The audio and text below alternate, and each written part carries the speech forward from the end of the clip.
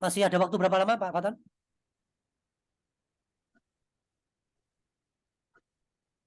Masih lama Ustadz, monggo Oke, silahkan siap. dilanjutkan. Oh, Siap, saya siap. mute. Terima Maaf, kasih maaf, ya. nggak dengar.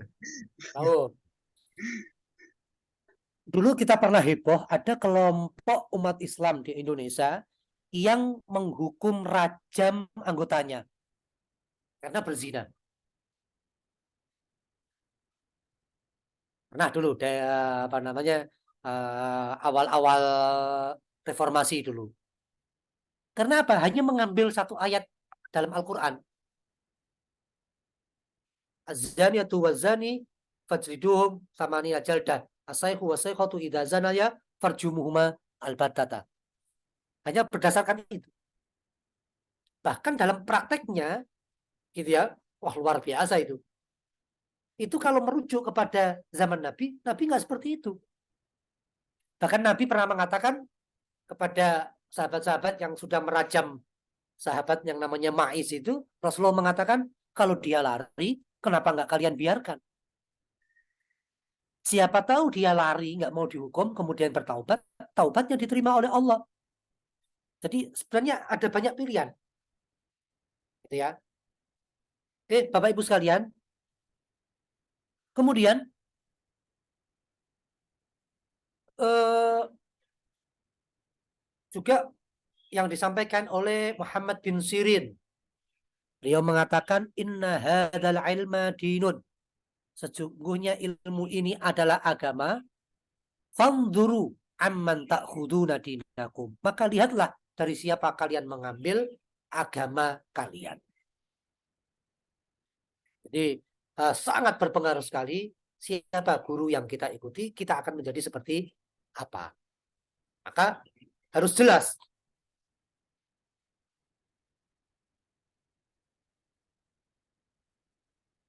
Ini juga Imam Ash-Shatibi juga mengatakan, di antara jalan untuk mencari ilmu yang dapat mengantarkan kepada pelajar ke ujung kepakaran adalah mengambil ilmu dari ahlinya.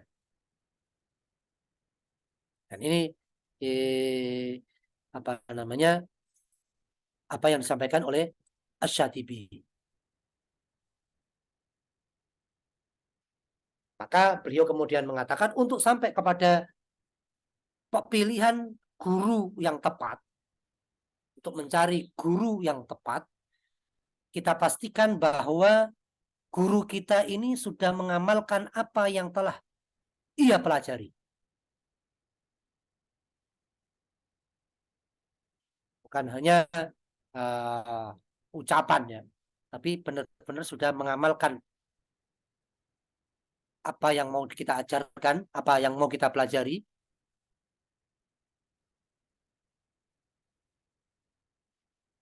Kemudian guru yang melewati tempaan dan lain sebagainya. Dan ini nanti akan kita lanjutkan dengan tanya jawab ya. Ada sebuah syair Arab yang mengatakan, wa may ya'khudul ilma min syai'in musyafahatan yakun 'aniz zayyi wat tashifi fi harami. Barang siapa yang mengambil ilmu dari seorang guru dengan musyafahah, niscaya akan terpelihara dari tergelincir. Wa may yakun akhada akhdan lil ilmi min suhufin fa ilmuhu inda ahli ilmi kal adabi. Barang siapa yang mengambil ilmu dari buku-buku, maka pengetahuannya menurut ahli adalah nihil semata. Ini apalagi terkait dengan konteks pembicaraan kita pada hari ini, ilmu agama yang sangat amat luas. Di mana di dalamnya ada hal-hal yang harus ada komparasi dengan pendapat ulama-ulama yang lain. Di dalam ilmu agama kita juga ada yang namanya nasih mansuh. Kemudian ada yang namanya maqasid asy-syariah. Maka ilmu itu dalam agama ada yakin, hakul yakin, ainul yakin. untuk beragama itu kita harus yakin. Atau naik kepada hakul yakin, atau naik kepada ainu al-yakin.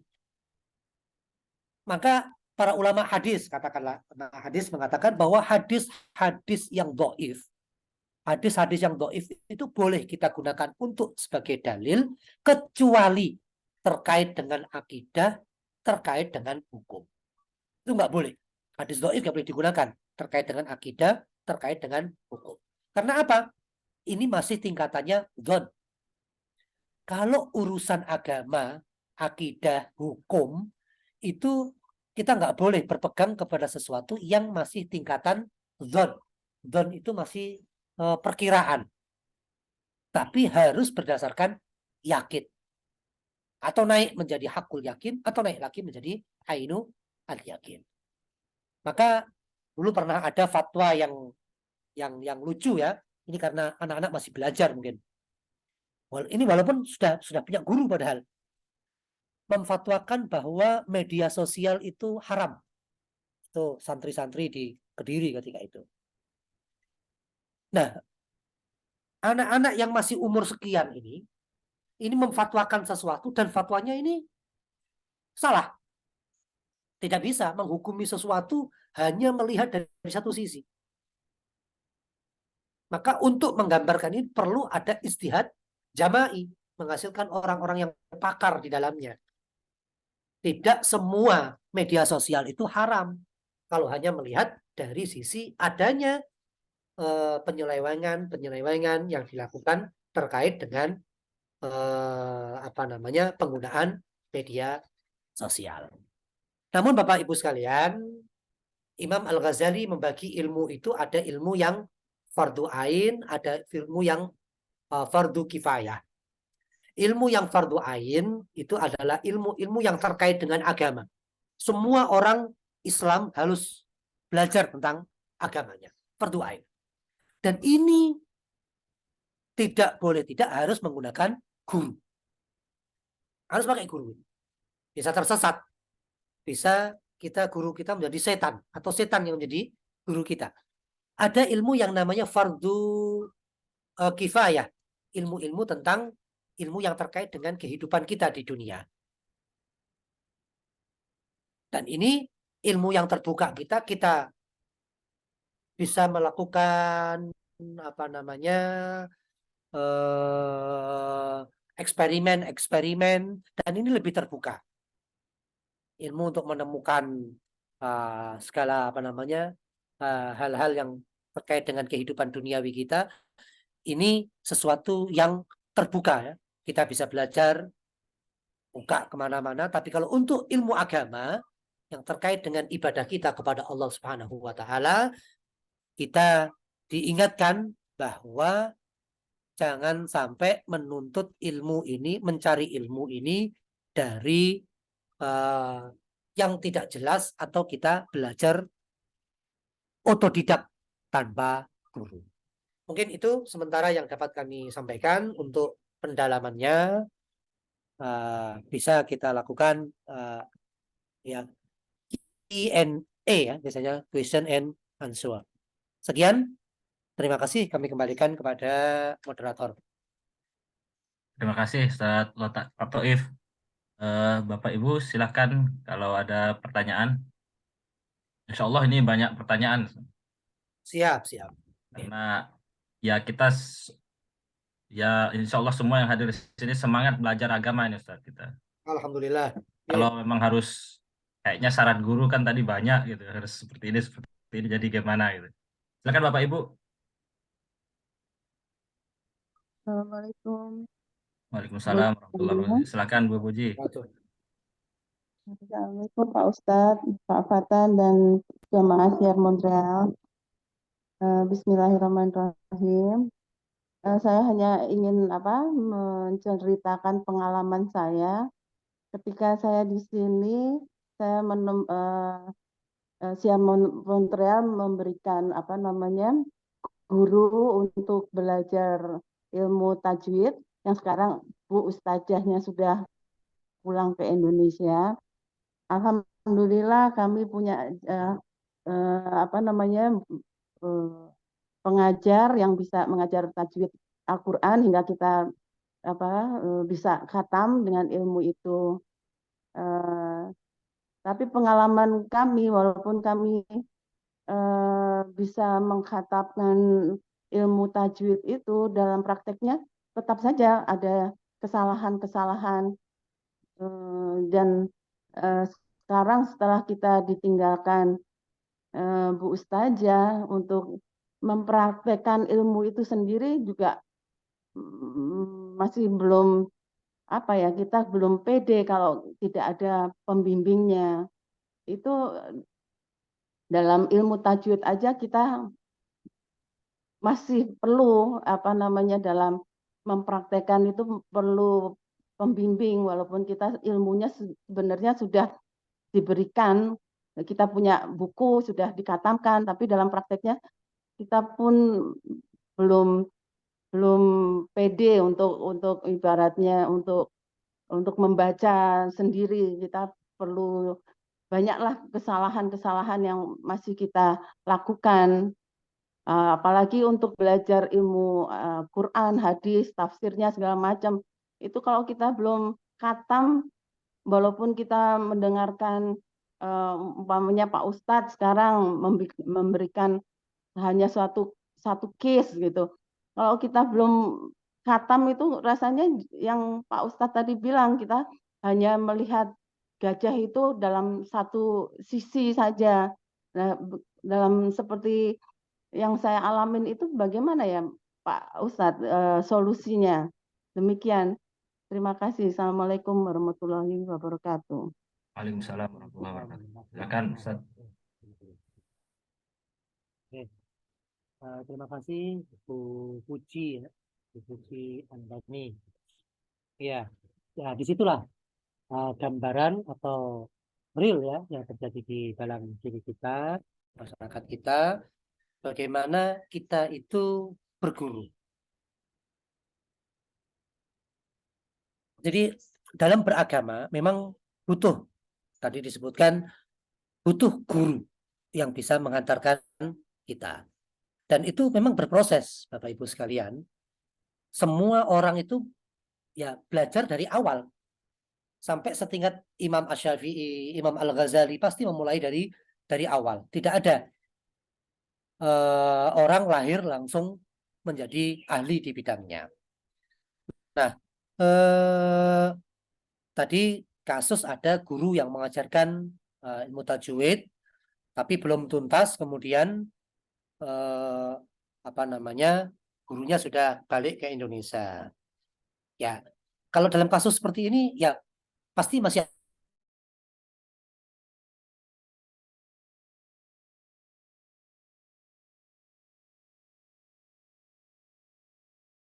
saya yakin banyak yang ahli di bidang itu dan bisa menjadi guru yang nyambung dari ilmu kita.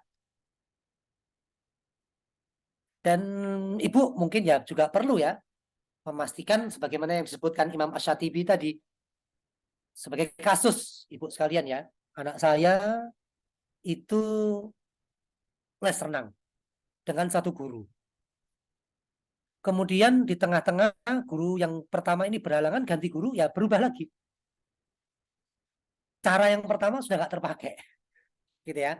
Jadi artinya ya Bu Puji ini juga memastikan bahwa guru yang atau konsultasi kepada ustadz yang ada, yang guru ini adalah bisa melanjutkan dari apa yang sudah Bu Puji pelajari. Dan saya yakin ketika belajar itu ada tidak sendiri mungkin ya, ada banyak teman yang lain sehingga bisa saling menguatkan. Mungkin demikian Bu Puji.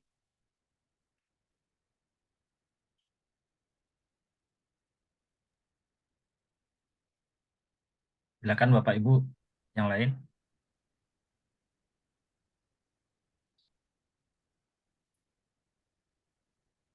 Berarti ini Ustaz, kalau ada pernyataan yang itu undur maqala wala tandur man qala. Lihatlah, kan, jangan lihat siapa yang mengucapkannya. Ya. Seperti apa ya, bertentangan akhirnya dengan spirit ini Oh, ya dan Ustaz. gurunya. Ada ungkapan Arab yang mengatakan undur maqala, lihatlah apa yang dia ucapkan, jangan lihat siapa yang mengucapkan. Ini untuk menguji objektivitas kita, Ustaz. Jadi bukan untuk awal. Jadi ketika ada orang yang mengatakan apa yang dia katakan benar, ya kita harus mengatakan itu benar tanpa melihat dari siapa itu. Jadi melihat apa namanya bukan dari sisi itu keluar dari siapa, tapi melihat apa namanya nilai yang terkandung dari apa yang diucapkan. Jadi itu objektivitas dari penilaian sesuatu. Bahkan ada ungkapan yang lebih ekstrim lagi. Khudil hikmah walau minal majanin. Ambil hikmah walaupun kalau itu keluar dari orang gila. Yang jelas itu sudah kita olah, gitu ya. Ada ungkapan yang keluar dari orang yang ini, kita sebagai orang yang sudah punya modal gitu ya, bukan dari nol, bukan belajar agama ini. Dia mengatakan apa ya? Kalau ada yang mengatakan, ya mohon maaf hanya sekedar contoh ya, NKRI harga mati. Nah, gitu kata-kata yang sekarang banyak berkembang ya. Itu untuk melihat itu jangan lihat siapa yang mengatakan, tapi apa kebenaran dari apa yang dia sampaikan. Bisa jadi yang mengucapkan itu adalah orang yang kita tidak suka kepadanya. Indonesia apa NKRI harga mati.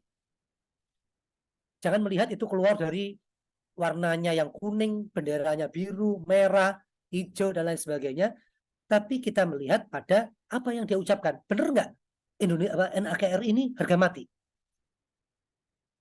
Nah, kalau menurut kita bahwa kalau yang diucapkan adalah benar, ya kita bisa ambil. Tapi dalam konteks belajar keilmuan di dalam agama, kita harus melihat dan memastikan bahwa guru kita yang akan mendampingi kita, karena di dalam agama itu ada wasohbatu ustadin watulu zamanin. Orang menuntut ilmu itu kan syaratnya 6. Zaka harus punya kecerdasan. Zakaun, wahirsun, ada semangat. Wastihadun, ada ya semangat juga. Hirsun ini haus akan ilmu. Zakaun, wahirsun, wastihadun, wadirhamun, ada modal. Wasohbatu ustadin, harus berteman dengan ustadz, watulu zamanin. Nah ini guru-guru yang akan mendampingi kita. Kita belajar tajwid, belajar ilmu fikih, belajar ilmu tauhid, belajar ilmu filsafat, itu guru kita siapa, kita akan menjadi seperti itu, Ustaz. Jadi di beberapa negara itu Islamnya Ahmadiyah. Ahmadiyah, karena gurunya Ahmadiyah. Guru-guru yang dia undang untuk mengaji itu adalah Ahmadiyah.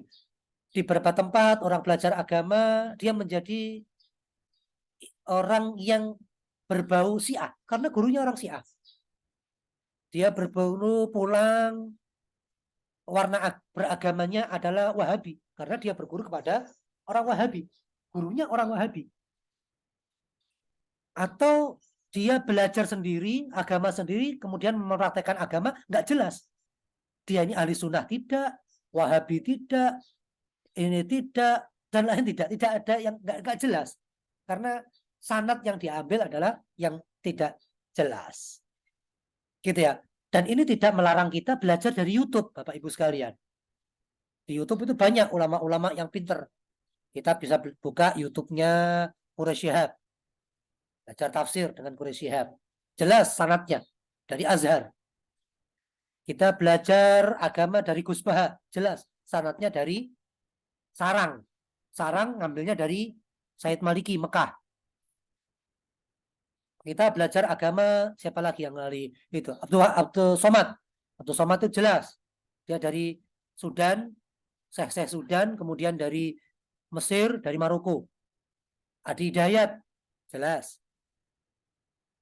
Jadi hendaknya kita memastikan, ya khususnya yang awal ya, ketika kita baru memulai, kita pastikan guru kita adalah orang-orang yang seperti ini, jangan sampai kita berguru kepada setan. Nah, kalau dalam kondisi kita sudah sampai, ilmu Quraisy Shihab sudah selesai, silahkan. Silahkan Anda membuka tafsirnya Ibnu Ashur, tafsirnya Al-Alusi, tafsirnya Al-Qurtubi untuk memperluas.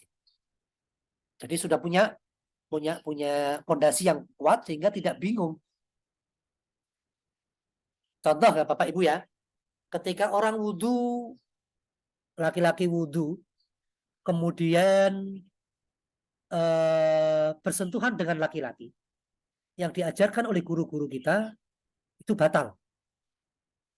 Batal kalau kita sentuhan laki-laki perempuan tanpa penutup, itu batal wudhu kita, dan kita harus wudhu lagi. Ternyata ulama lain ada berpendapat tidak batal itu, selama tidak nyetrum tidak batal.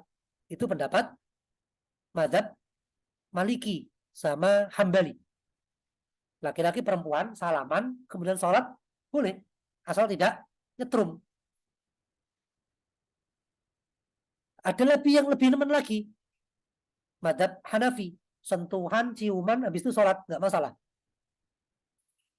Nah, dalam konteks yang seperti itu, orang kalau baru mulai, dia akan bingung. Pendapat mana yang diikuti? Imam Syafi'i, Imam Maliki, Imam Hambali, atau Imam Hanafi? Nah, baru ketika setelah jalan itu, kemudian kita sampai pada satu kondisi, kita menemukan orang berpendapat, undur maqala wala tanzur man qala. Kalau sudah sampai bahwa kebenaran itu bisa kita ambil dari orang tanpa melihat siapa dia. Itu bukan dalam konteks ketika kita mengawali belajar. Kata Ustaz. Nah, ini ada pertanyaan di kolom chat dari Ibu Menu. Ada 4 hal yang di pilihan kita tadi saat posisi dalam ilmu itu, ya pilihannya hanya 4 itu gitu kan. Nah, terus jangan takun wala takun khomisan, yaitu yang membenci. Yang membenci itu seperti apa contohnya? Bisa dielaborasi. Oke. Untuk pendekatan diri kita kepada Allah, melaksanakan tugas utama kita untuk mengabdi kepada Allah, maka pilihan kita itu sudah kita untuk menjadikan diri kita alim, sudah menjadi alim, pintar ya, sudah menguasai, atau kita menjadi orang yang sedang belajar, atau kalau kita sedang belajar masih belum alim, kita suka mendengar orang ngaji, orang belajar, menjadi mustami'. Atau kalau enggak semuanya menjadi orang yang muhibban, menjadi yang cinta ilmu. Jangan menjadi yang khomisan, menjadi orang yang benci kepada ilmu. Ya, kalau dalam ungkapan Arab, orang yang suka itu tidak habba syai'an aksara min dzikrihi. Orang kalau senang itu pasti akan banyak menyebut-nyebut yang dia senangi. Nah, dalam konteks ilmu ini, orang benci ilmu adalah orang yang nggak suka sama sekali dengan keilmuan. Tidak suka mendengar ilmu, tidak suka orang yang ahli ilmu, tidak suka orang pinter, tidak suka pelajar, dan lain sebagainya. Jadi ada penolakan di dalam dirinya terkait dengan 4 orang tadi, yang atau berlawanan dengan ke-4 orang tadi. Ya banyaklah contohnya ya. Banyak contohnya orang yang nggak suka ilmu itu ya. Pak Ustadz ya.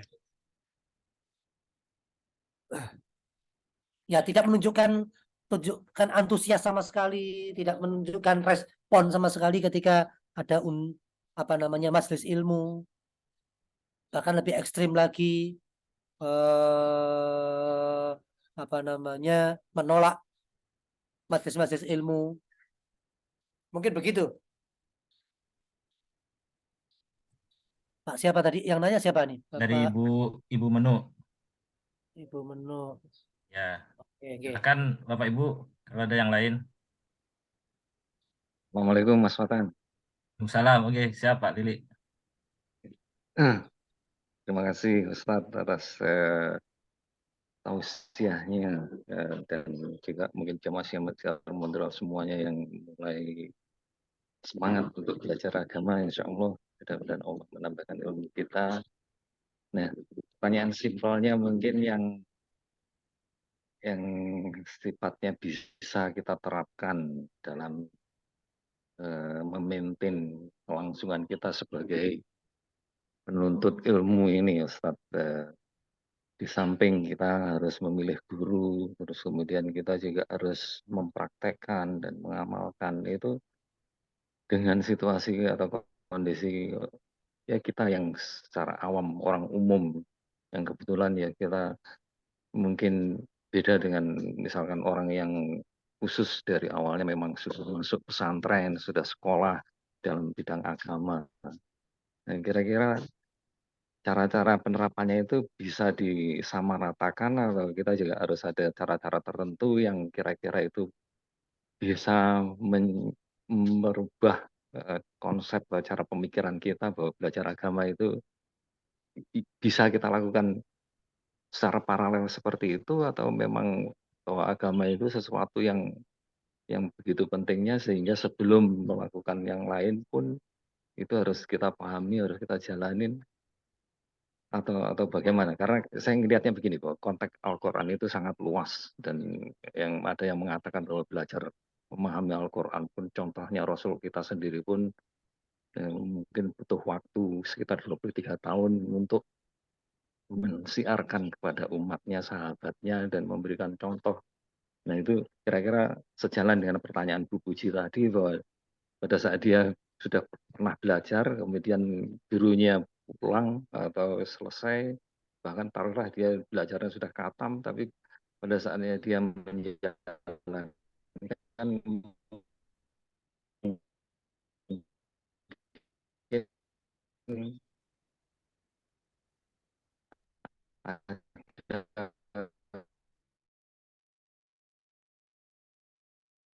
yang lupa ada yang belum santri itu dia ikut mondok kemudian melihat kiainya, melihat kehidupan kiainya, diajarin oleh kiainya untuk belajar bagaimana menerapkan ilmu-ilmu agama yang tadi insya Allah masih dalam supervisinya kiainya. Nah sekarang kalau yang orang-orang awam, orang normal seperti yang kita semua ini itu dengan situasi yang ada sekarang itu Google mungkin ya hanya pilihan yang seperti untuk mengambil informasi.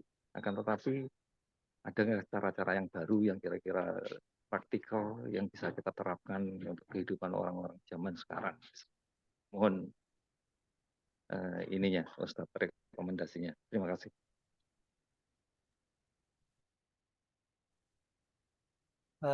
Mohon maaf, mungkin Pak Fatan bisa apa namanya tadi agak kresek-kresek tadi suaranya. Mungkin Ya, bisa ini Pak Fatan. Apa namanya intinya gimana Pak Fatan? talkisnya ya, Ustaz. Ya, Iya, iya, iya. Pertanyaan tadi. mungkin terkait ini kalau salah Pak Lili, saya juga tadi sedang baca ini, baca kolom chat. Eh, Terkait pilihan Ustadz di YouTube gitu atau gimana itu Pak Lili? Singkatnya itu. Iya, maksud saya bukan pilihan Ustaz istilahnya ya seperti mungkin seperti yang disampaikan Ustaz tadi, orang mau memilih mazhab mana yang mau dia ikutin yaitu pilihannya dia misalkan begitu kan. Nah kenyataannya belajar agama itu kan sesuatu yang belajar yang tidak bisa kita pelajari dari pagi sampai sore selesai, kan harus continue. Nah untuk itu maka bagaimana kita memaintain taruhlah kita yang tidak bisa secara fisikal datang ke pesantren untuk belajar Iya, khusus iya, iya. agama dengan kegiatan kita sehari-hari. Oke.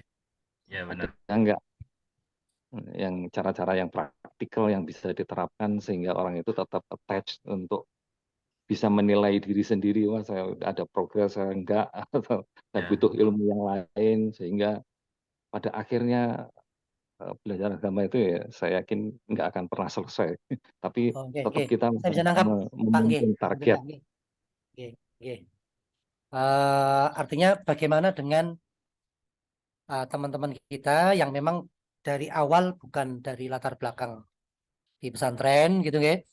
Terus memang tidak ada waktu yang luang untuk bisa menghadiri majelis-majelis ilmu gitu Pak ya.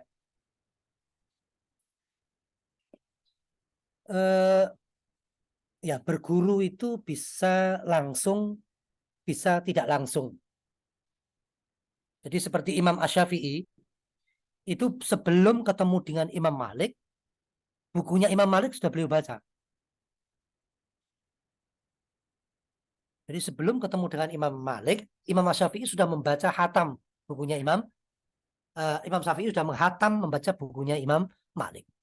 Itu juga salah satu bentuk berguru itu.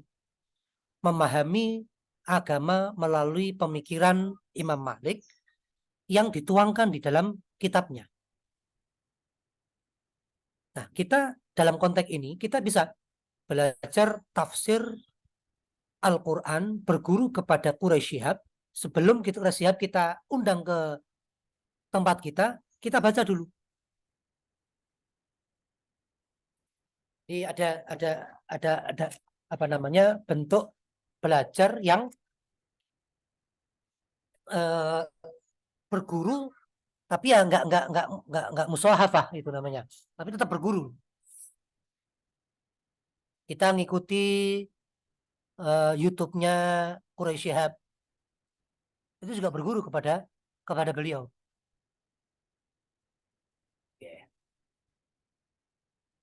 Dan saya yakin sudah luar biasa ini teman-teman di Montreal ini. Ini kajian bulanan Pak Fatan ya. Bulanan. Nah, Ya, ada kajian bulanan. pengajian mingguan kita. Ada kajian mingguan, ini sudah luar biasa Bapak. Sudah bisa apa namanya meningkatkan kapasitas keilmuan kita terkait dengan agama. Karena untuk urusan agama ya godaannya luar biasa. Godaannya luar biasa. Kalau kita tidak pakai guru, maka guru kita adalah setan. Memahami agama, bahkan menggunakan agama itu untuk sesuatu yang untuk memenuhi nafsu kita, gitu aja. Berarti maksudnya minimal ketika kita ini Ustaz ya, kalau yang saya tangkap belajar tanpa ada pedoman minimal buku gitu. Iya, Kita pahami iya betul. sendiri, itu yang dimaksud dengan tanpa guru itu. Iya, tanpa guru ya. Tanpa referensi. Ya, tanpa ada referensi yang jelas. Ustadz, terima kasih atas tanggapannya. Tapi kalau contoh yang diberikan tadi ini misalkan Imam Syafi'i dan Imam Malik itu kan makomnya terlalu jauh buat kita orang awam. Jadi maksud saya kalau seperti yang Ustadz khawatirkan tadi kan bahwa orang-orang awam itu buku apa dulu yang harus dia baca. Karena misalkan kalau Imam Syafi'i ya kita tidak mempertanyakan, beliau sendiri juga ulama gitu istilahnya. Jadi dan kemampuan dia untuk menghafal muwatta sehingga pada saat datang ke Imam Malik pun ya sekedar istilahnya kayak murojah atau memverifikasi pemahamannya dia. Nah, sekarang kalau untuk orang-orang awam itu betul itu. Tadi Pak, kata kunci yang jenengan tadi sampaikan itu betul itu. Untuk mengkonfirmasi ya ada apa namanya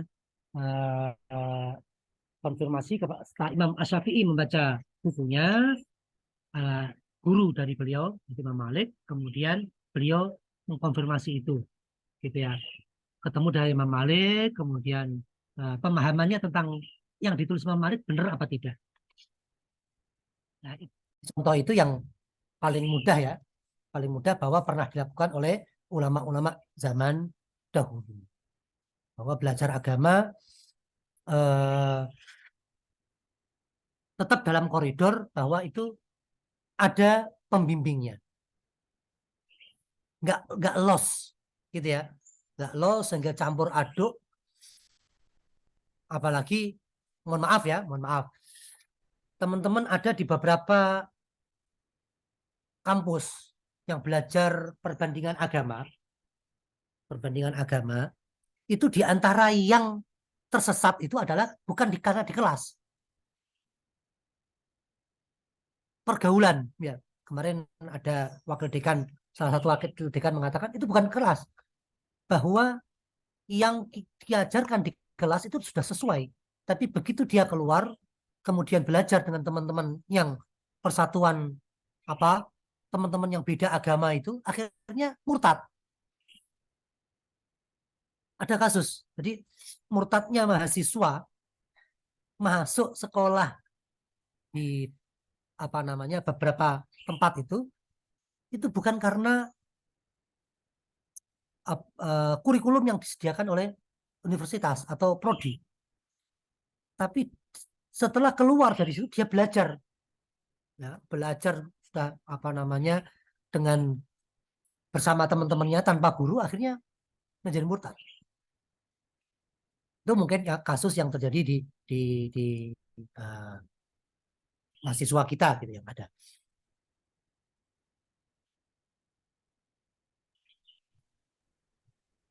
Ya ini untuk Assalamualaikum. gimana Pak? Oh iya, Oke, sebentar saya ini ya. oh iya sebentar.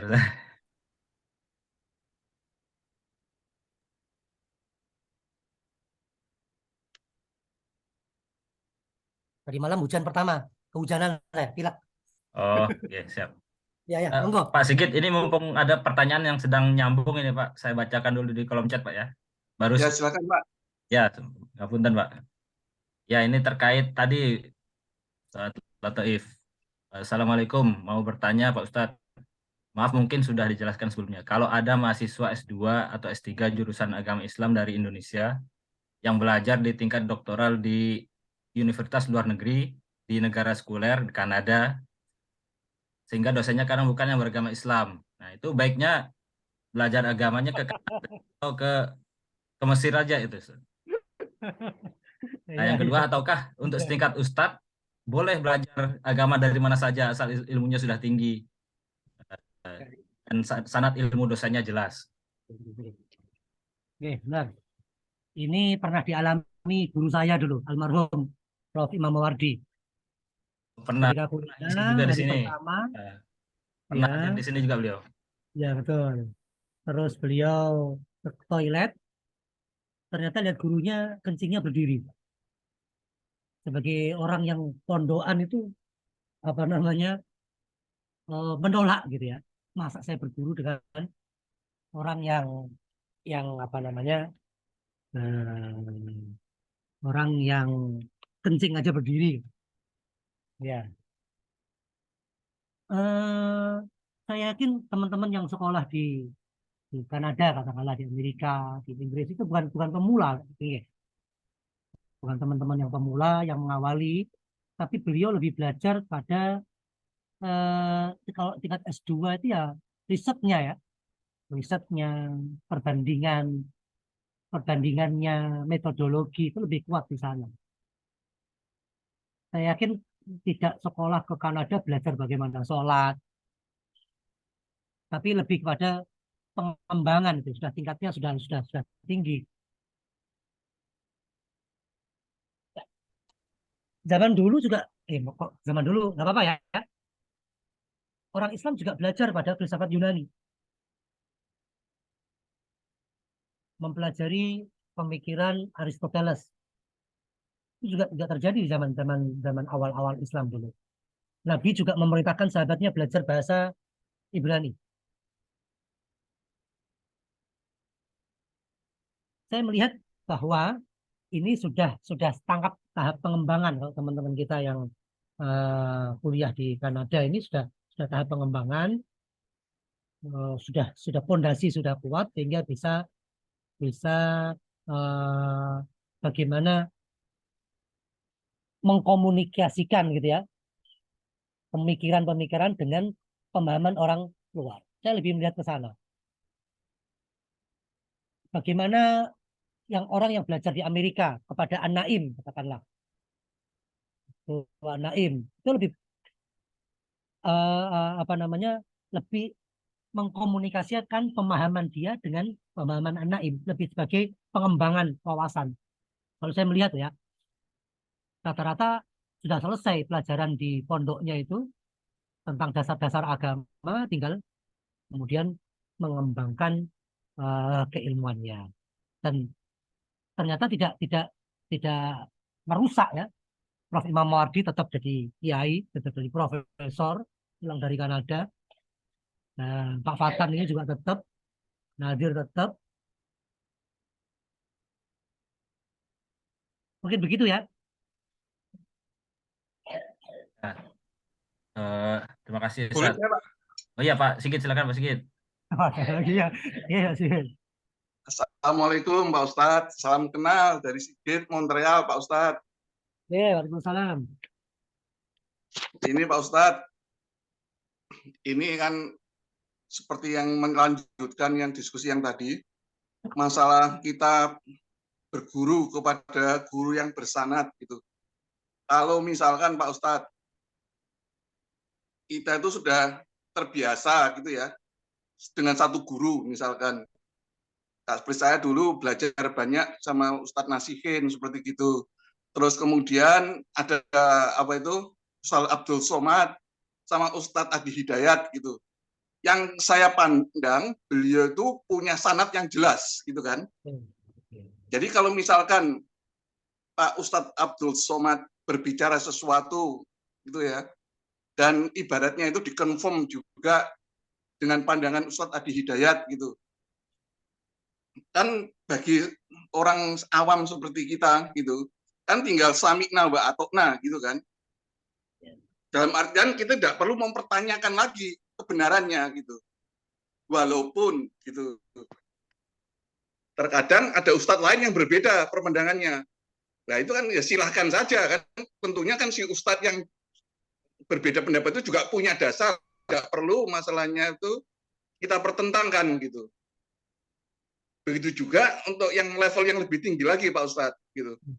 Kita itu saya sendiri dididik dengan guru-guru di madrasah di pondok yang Syafi'i ibaratnya. Sedangkan di masjid di mana saya itu sering sholat jamaah, sering ikut pengajian, khutbah-khutbahnya itu kan dari Hanafi misalkan kayak gitu-gitu. Nah kadang dengan sahabat-sahabat kita yang orang yang bermadzhab Hanafi gitu-gitu kadang kita ada diskusi dan saling apa itu tukar pendapat dan memang ada perbedaan gitu. Nah bagi saya itu kalau perbedaannya itu gampangannya itu tidak bisa saya terima ya silakan aja dia berpendapat seperti itu, saya berpendapat seperti saya karena saya yakin yang diajarkan Ustadz Abdul Somad, yang diajarkan apa itu Ustadz Adi Hidayat gitu, itu yang benar gitu kan. Nah, terkadang ada kalanya gitu. Dalam hal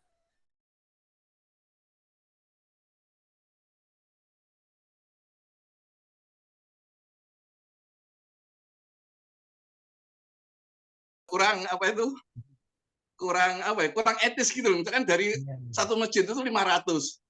Tapi yang seperti saya itu tidak hanya saya gitu. Mungkin ada 10 orang saya lihat itu di masjid gitu.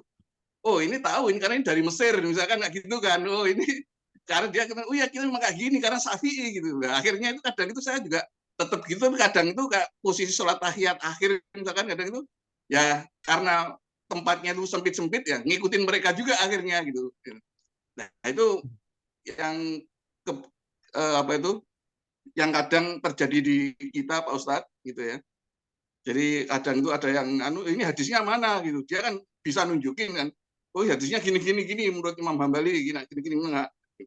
Gitu. Menurut Imam Hanafi ya gitu. Nah kita sendiri gitu. Ya mungkin sebatas guru saya ini seperti itu gitu kan. Nah itu. Tapi saya yakin ya Ustadz Abdul Somad itu kalau ditanya ngerti dia gitu loh. Gitu. Ustadz Adi Hidayat ngerti. Wah ini ada di kitab ini. Tapi kita kan tidak sedetail itu kadang itu. Yang udah ya itu ya udah kita yakinin itu gitu ya. Terima kasih Oke, Pak Ustadz. Jadi itu mungkin pandangan saya, dan mungkin kalau bisa dikasihkan sedikit ulasan dengan situasi yang seperti ini Pak Ustadz. Monggo. Siap, siap. Terima kasih Pak Sigit. Saya setuju dengan Pak Sigit ini. Ya. Begitu juga di dalam kajian fikih. Orang itu memulai dari yang paling bawah, namanya taklid. Jadi tingkatan ngawali beragama itu taklid. Mengikuti pendapat orang tanpa mengetahui dalil. Itu taklid. Ustadznya mengatakan sholat itu seperti A, B, C, D. Ikuti, itu taklid. Itu benar, saudara. Nah, seiring berjalannya waktu, kita ini dituntut untuk selalu belajar, menaikkan level diri kita. Yaitu naik dari taklid, muqallid menjadi ittiba. Mengikuti pendapat guru, tapi tahu dalilnya. Gitu ya. Ini kedua. Setelah kita kuat di level ittiba ini, semua yang kita lakukan tahu dalilnya, kita bisa meningkatkan diri kita menjadi mujtahid. Yang mujtahid sendiri nanti ada tingkatan-tingkatan sampai kepada mujtahid mutlak. Nah, artinya yang dilakukan Pak Sigit sudah benar, mengikuti guru yang sudah bisa kita ketahui ya track rekodnya ya. Musbaha, Adi Hidayat itu. Adi Hidayat, yang mereka sudah kita tahu keilmuan mereka seperti apa.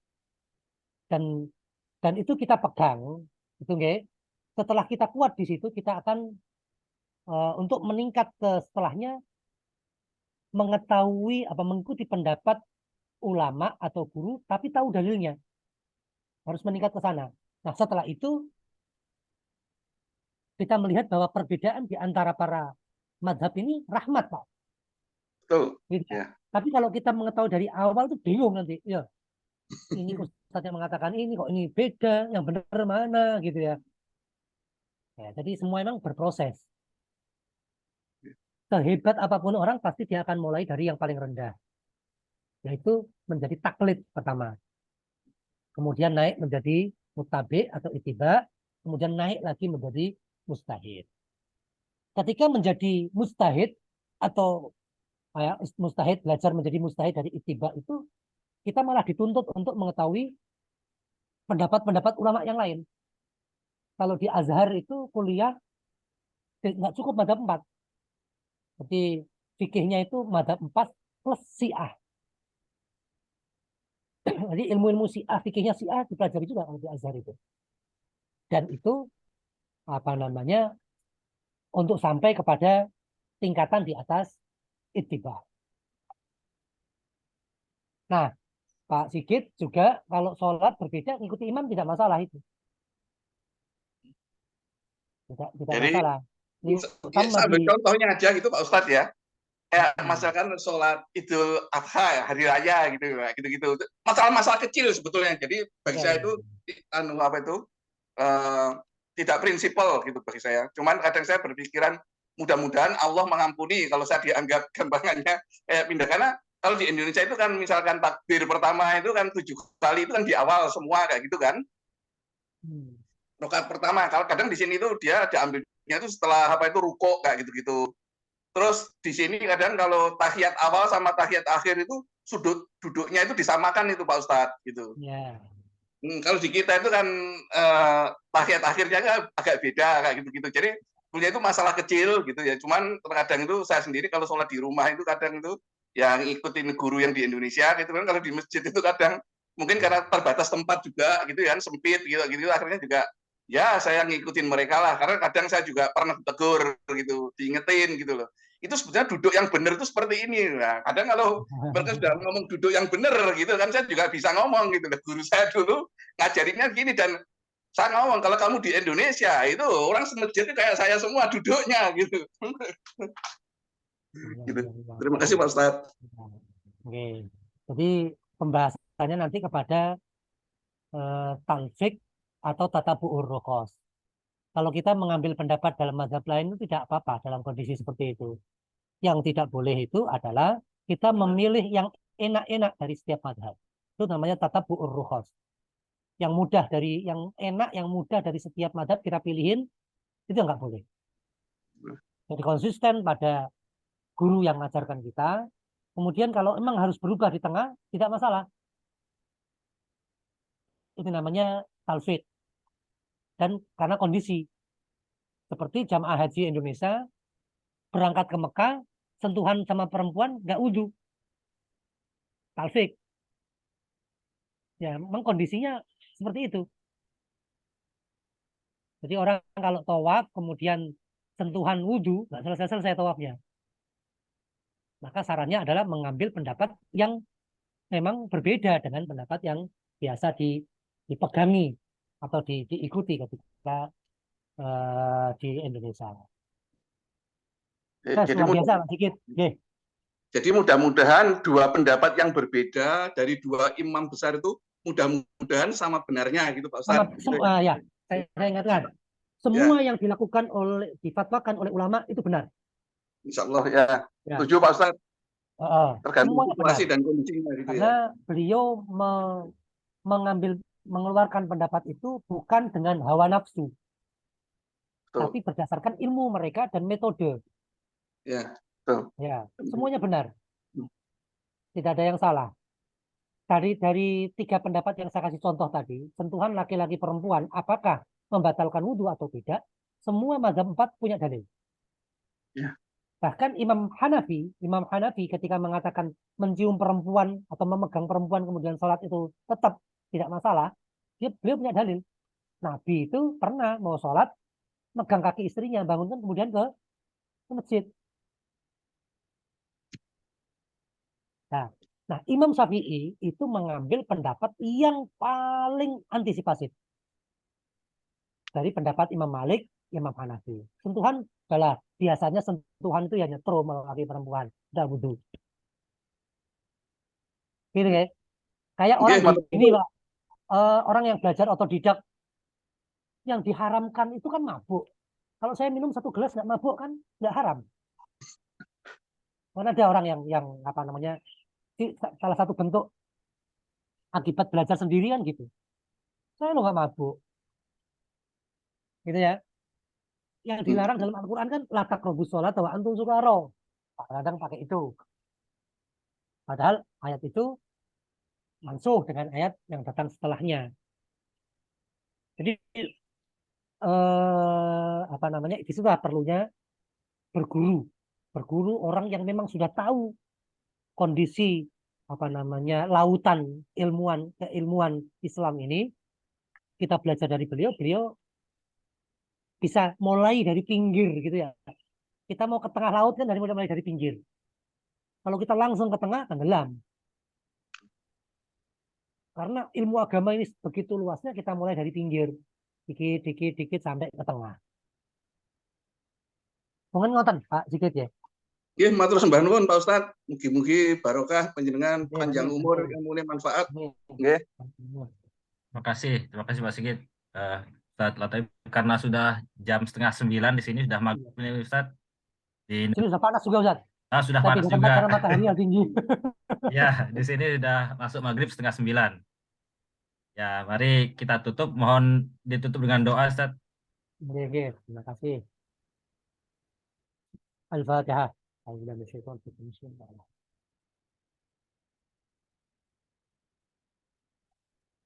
Bismillahirrahmanirrahim. Alhamdulillahirabbil alamin. Hamdan wa ni'amahu wa tawakkul. Ya Rabbana lakal hamdu kama yanbaghi li jalali wajhikal karim wa 'azimi sultanik. Allahumma shalli wa sallim ala sayyidina Muhammadin صلاة تفتح لنا بها باب الرضا والتيسير وتغلق بها من المنفعة وتكون لنا بها وليا ونصيرا يا نعم المولى ويا نعم النصير. اللهم احرسنا في عينك التي لا تنام واحرسنا بجنتك التي لا تنام وارحمنا بقدرتك علينا انت ثقتنا ورزقنا. وكم من نعمة أنعمت علينا قل لك بها شكرنا وكم من بلية ابتليتنا بها قل لك بها صبرنا. ويا من قل عند نعمته شكرنا فلم يحرمنا ويا من قل عند بلائه صبرنا فلم يحرمنا. ويا من رآنا على الخطايا فلم يفضحنا، ويد المعروف الذي لا ينقضي أبدا، ويد النعماء التي لا تحصى عددا. اللهم أئنا على ديننا في دنيانا وعلى آخرتنا في التقوى، واحفظنا ما غبنا عنه، ولا تكلنا آمين على أنفسنا فيما حضرت، يا من لا تضره الذنوب ولا آمين تنقص هب لنا ما لم يضرك، واغفر لنا ما لم ينقصك. آمين إلهنا نسألك فرجا قريبا، ونسألك العافية من كل بلية، ونسألك آمين الشفاء والعافية، ونسألك دوام العافية، ونسألك تمام العافية، آمين ونسألك غنى عن الناس، لا حول ولا قوة إلا بالله العلي العظيم. ربنا آتنا آمين من لدنك رحمة وهيئ لنا من أمرنا رشدا. ربنا آتنا في آمين الدنيا حسنة وفي الآخرة حسنة وقنا عذاب النار. سبحان ربك رب آمين العزة عما يصفون، وسلام على المرسلين، آمين والحمد لله رب العالمين. آمين آمين الحمد لله. Mohon maaf. Assalamualaikum warahmatullahi wabarakatuh. Waalaikumsalam Waalaikumsalam warahmatullahi warahmatullahi wabarakatuh. wabarakatuh. Terima kasih Ustadz atas tausiahnya hari ini. Terima kasih juga Bapak Ibu atas kehadirannya. Marilah kita tutup pengajian sore ini dengan baca doa penutup majelis. Subhanakallah wa bihamdik asyhadu an la ilaha illa anta astaghfiruka Wa atubu ilaih. Alhamdulillahirabbil alamin. Assalamualaikum warahmatullahi wabarakatuh. Waalaikumsalam Waalaikumsalam warahmatullahi wabarakatuh. wabarakatuh.